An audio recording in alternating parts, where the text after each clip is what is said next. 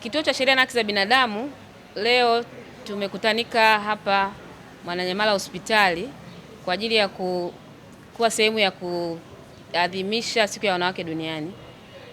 Kama tunavyofahamu, maadhimisho huwa yanafanyika kila tarehe 8 Machi. Kwa hiyo sisi wiki yote hii ya kwanza ya Machi tumekuwa tukifanya shughuli mbalimbali, ambao mojawapo leo ni kukutana na watendakazi wa afya katika hospitali ya Mwananyamala, lakini tumewaleta na wale wa Temeke hospitali ili kujadiliana nao changamoto za haki ya afya kwa mwanamke. Kwa hiyo tutakuwa nao siku ya leo, lakini vile vile tuna maafisa wa ustawi wa jamii, tuna maaskari kwenye madawati ya jinsia na vile vile tuna madaktari. Nia na madhumuni ni kuhakikisha kwamba hii haki ya afya ya mwanamke inatafakariwa na inapewa kipaumbele. Na kwa nini tumechagua Mwananyamala hospitali? Kwa sababu hapa kulikuwa kuna kituo kinaitwa One Stop Center au kituo cha mkono kwa mkono ambacho kinasaidia mwanamke ambaye ni manusura wa ukatili wa kijinsia aweze kuhudumiwa sehemu moja. Yaani akifanywa ukatili wa kijinsia, kwa mfano amefanywa ukatili wa kupigwa, basi asihangaike kwenda polisi, kwa sababu hapa tayari kuna kituo cha polisi. Asiende kuhangaika kwenda kwa mtu wa msaada wa kisheria, kwa sababu kuna mwanasheria hapa, lakini pia asihangaike kwenda hospitali kwa sababu tayari hapa ni hospitali. Kwa anapata huduma zote tatu sehemu moja. Kwa hiyo tulikuwa na mashirikiano haya na hospitali ya Mwananyamala kwa miaka kadhaa. Kwa hiyo tunataka tuendelee kufufua hayo mahusiano ya kuweza kuendeleza huo mradi wa mkono kwa mkono. Kwa hiyo ni swala hili ambalo limetukutanisha sana. Kituo cha mkono kwa mkono kilisaidia kwanza kufanya wanawake wengi wapate haki zao, wasipoteze ushahidi. Kwa sababu mara nyingi ukiumia mahali popote au ukiumizwa, lazima uende polisi ukapate fomu inaitwa fomu namba 3 au police form namba 3 PF3. Kwa hiyo ile mzunguko wa kwenda kule kupata PF3 utoke ndio uje hospitali ilikuwa inapoteza ushahidi. Kwa hiyo hapa ilikuwa ni moja kwa moja mtu anapata haki yake, kama yule ambaye alimfanyia ukatili anafikishwa mahakamani na kukutwa na hatia moja kwa moja. Kwa hiyo ilisaidia sana hivyo. Lakini ilisaidia pia wanawake kuripoti, kwa sababu wanawake wengi walikuwa wanapotezea tu, anakuja tu kutibiwa anasema tu uongo, mimi bwana nimeanguka, kumbe amepigwa. Lakini ilikuwa inasaidia wanawake kuripoti. Lakini kingine pia imesaidia wanawake wengi kupunguza msongo wa wanawake ya mawazo, kwa sababu pia kuna wataalamu wa saikolojia walikuwa tunawafanya nao kazi hapa.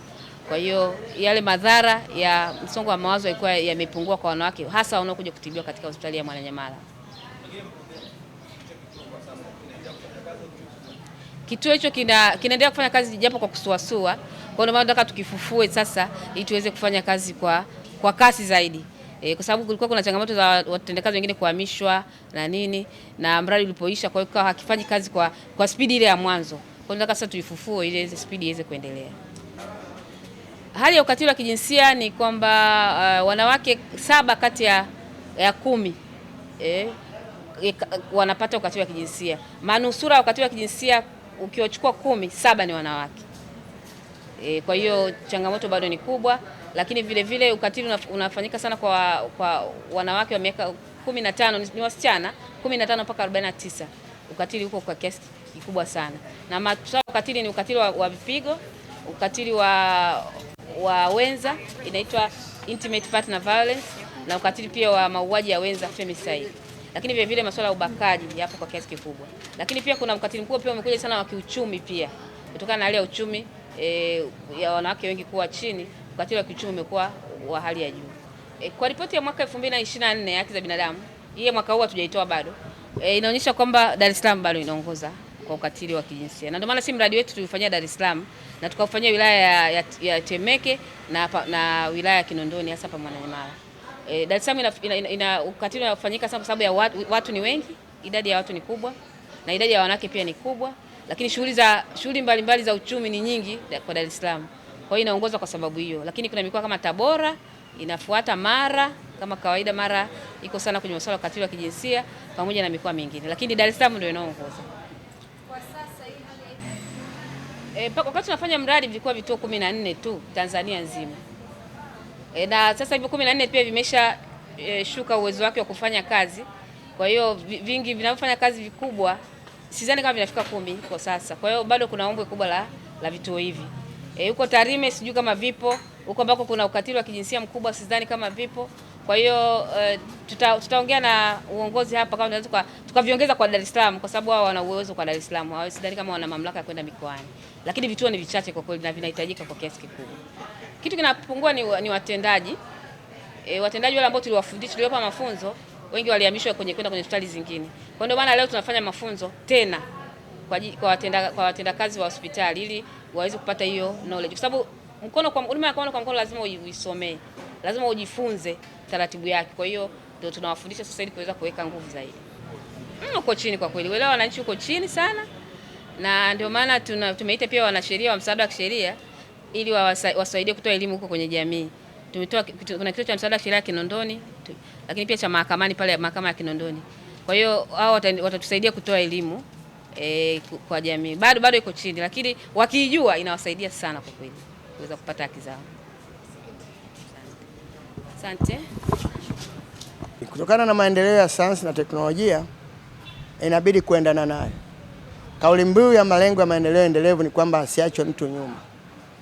Moja, wamiliki wa nyenzo za sayansi na teknolojia si wengi sana, na hasa mtu anamiliki lakini pia anaweza akashindwa uwezo wa kumudu gharama, kwa maana ya kununua bando la kumwezesha kufikia internet. Na kundi linaloathirika zaidi kwa maana ya kunyanyaswa, kudhalilishwa na kunyanyapaliwa ni wanawake na watoto, ambao kwa bahati mbaya hawezi kufikia hizo rasilimali za kidijitali. Na kwa maana hiyo mtu anaweza kaamua tu kutumia nguvu alionayo kumtukana mwanamke, kumtukana Mheshimiwa Rais kwa kutumia dijitali. Nakumbuka ule uchaguzi wa Mbeya mwaka 2020, Mheshimiwa Tulia Ackson alikuwa spika wa bunge iliyopita, alinyanyasa sana mtandaoni, njiti na majina mengi ya namna hiyo. Lakini wale wako wanawake wa kijijini kabisa ambao hata hawana fursa ya kufikia hizo rasilimali za kimtandao wananyanyaswa. Kwa hiyo tumeliangalia sana, na tunaangalia pia kwenye sheria zetu jinakizi. Na nimekuambia moja ya jitihada ambazo tutazifanya kama kituo ni kufanya uchechemuzi au ushawishi wa mabadiliko ya sheria na sera zetu kwamba ziendane na muktadha sasa sayansi na teknolojia. Lakini mwandishi wa chanzo, nadhani wewe ni shahidi kwamba bullying, uchokozi kwenye mitandao, udhalilishaji na unyanyasaji unaendelea, na hasa ikilenga wanawake na watoto, na hasa wale wa pembezoni ambao hawafikii na rasilimali.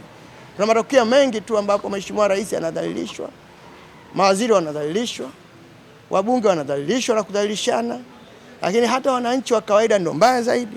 Mheshimiwa Rais anaweza akachukua hatua au akaamua aache kwa sababu ni kofia yake, lakini namshauri pia, nashauri serikali yetu iangalie. Swali lako ni zuri sana katika muktadha huu wa kidijitali, na sisi tupo watafiti tunaweza tukasaidia. Hali halisi ikoje? Sera zetu zinasemaje? Ombwe ni nini? Na nini tunaweza tukafanya kukabiliana na ukatili huu?